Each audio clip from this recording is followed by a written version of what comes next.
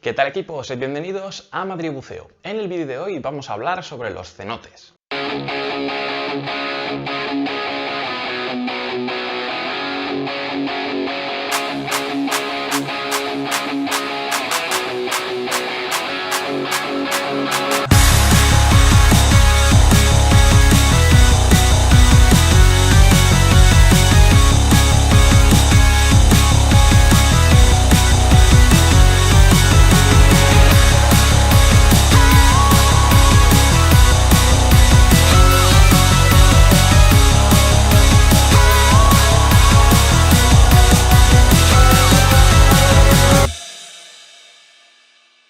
Las inmersiones en los cenotes que os voy a enseñar ahora las hicimos en México, en un viaje que hicimos a este precioso país que es completamente recomendable.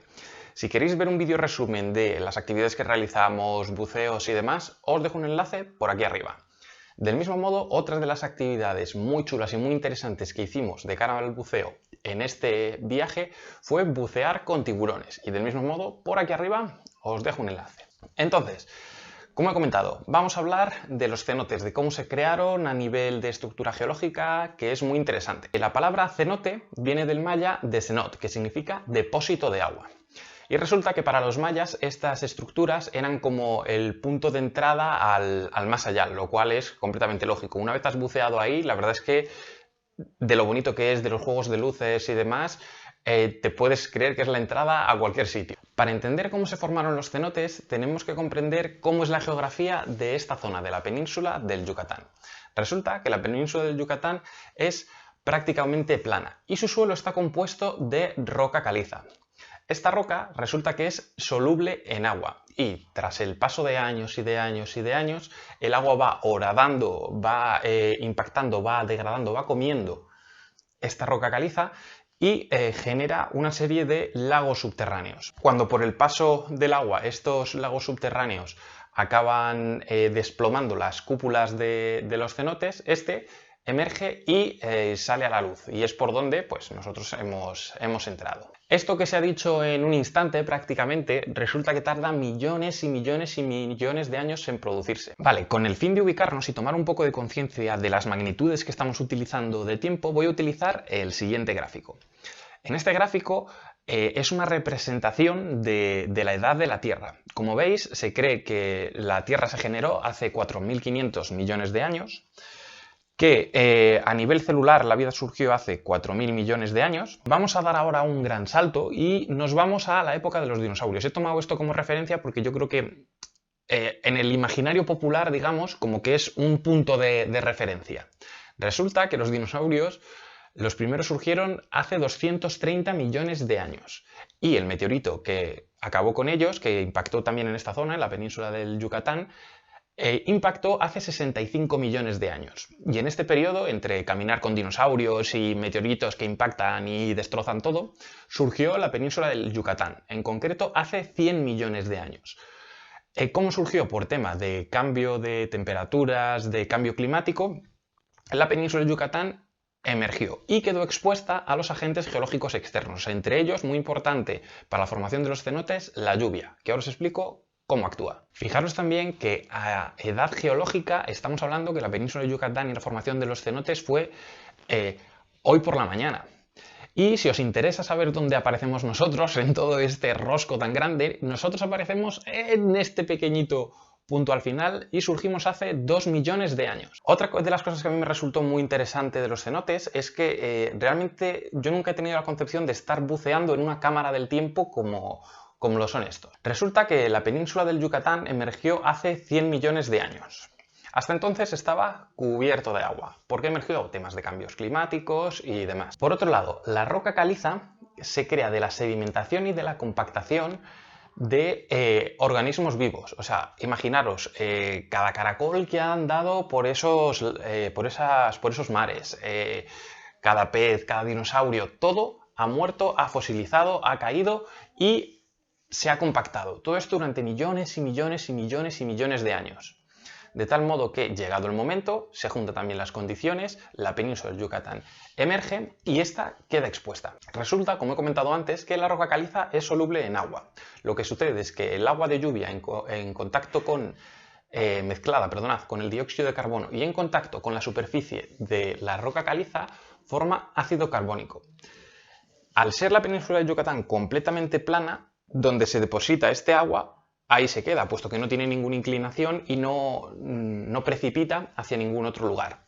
Entonces, ¿qué sucede? Con tiempo, con años y con millones y millones de años, este ácido carbónico va disolviendo la roca hasta que finalmente ¡puf!, cae y empieza a formar ríos subterráneos. Otra cosa que a mí me llamó mucho la atención es ver estalactitas y estalagmitas. Claro, yo pensaba, digo, joder, ¿cómo se van a formar tanto estalactitas como estalagmitas si no es posible que ese sedimento caiga, puesto que hay agua que se lo lleva?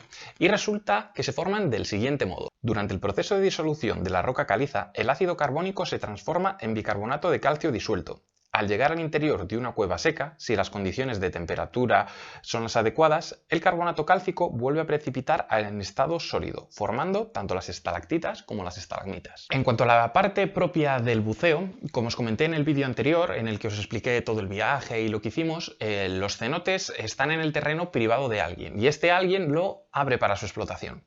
¿Esto qué genera? Pues genera que haya cenotes que están muy masificados, también son yo creo que los que están mejor equipados, que tienen duchas, tienen baños, tienen como este caso el de Dos Ojos, tiene hasta tienda de merchandising propia, tienes también fotógrafos que te van haciendo fotos mientras vas pasando por ahí y hay otros cenotes, como podría ser el de Dream Gate, que son un poquito más recónditos, donde no están tan equipados, donde no hay una tienda de merchandising, donde en lugar de tener un montón de lavabos con un montón de retretes tienes dos retretes tal cual, uno para hombres, otro para mujeres, y listo. Esto también es curioso porque también impacta en lo que es el precio. Y sobre todo también a mí me sorprendió mucho la parte de llevar cámara. Resulta que si llevabas cámara, o si la cámara, mejor dicho, bueno, no la cámara, el stage, el conjunto de cámara, focos y demás, era grande, o buceabas con algo que fuera más grande que una GoPro, tenías que pagar un royalty para poder filmar dentro del cenote.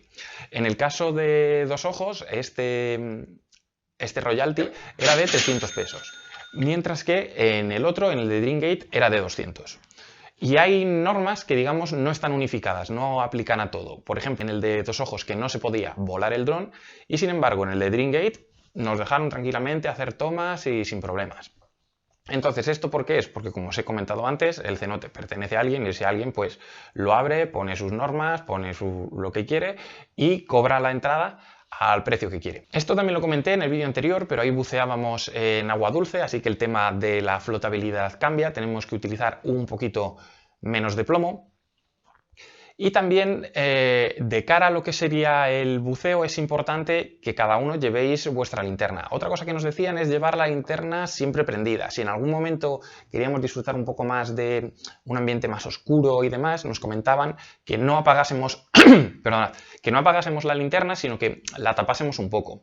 ¿Por qué? Porque los guías muchas veces, sobre todo si tienen un grupo grande detrás, al final se van fijando más en las luces o en el número de luces que quién es cada persona, porque con los focos deslumbrando y demás, pues no les da. En cuanto a protocolo de bucear en cuevas, era muy importante seguir todos en línea, no hacer adelantamientos, no rebasar a nadie y también tened en cuenta que es importante saber quién tenéis delante. ¿Por qué? Porque había veces que nos cruzábamos con grupos, no eran grupos muy numerosos, a lo mejor eran el número máximo de personas que se podía llevar por guía, creo recordar que eran 4. Entonces lo máximo que te ibas a cruzar eran 4 personas. Pero imagínate que en alguna de esas estás mirando para otro lado, pum, te vas con un grupo que no es, ahí se lía la marimorena. Resulta que tú estás fuera con otro grupo y los pobres guías te están buscando a saber por dónde te has metido. Así que en caso de que buceéis ahí, ya sabéis, si queréis disfrutar un poco más de la oscuridad, tapamos la linterna, pero no la apagamos. Y yo creo que con esto pues está dicho todo. Así que nada, nos vemos en la próxima. ¡Hasta otra!